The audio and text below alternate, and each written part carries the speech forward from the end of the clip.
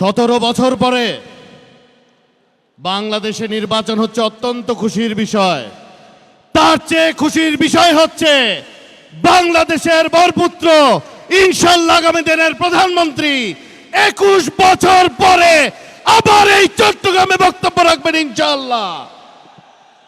আমরা চট্টগ্রামবাসীকে তাকে স্বাগত জানানোর জন্য প্রস্তুত।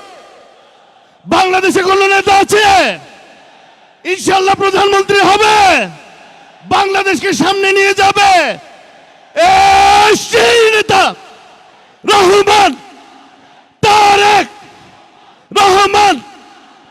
ইনশাআল্লাহ আমি বিশ্বাস করি যেভাবে আমাদের দলের প্রতিষ্ঠাতা শহীদ রাষ্ট্রপতি জিয়া রহমান বাংলাদেশকে পৃথিবীর কাছে উজ্জ্বল করেছিলেন, একইভাবে আমাদের দলের চেয়ারম্যান জনাব তারেক রহমানও ইনশাআল্লাহ বাংলাদেশ এবং বাংলাদেশিদেরকে পৃথিবীর বুকে উজ্জ্বলতম নক্ষত্রে পরিণত করবেন। সবাই ভালো থাকবেন, ভালো থাকবেন, ভালো থাকবেন এবং 12 তারিখ অবশ্যই ধানের শীষকে বিজয়ী করে ঘরে ফিরবেন ইনশাআল্লাহ। আসসালামু আলাইকুম।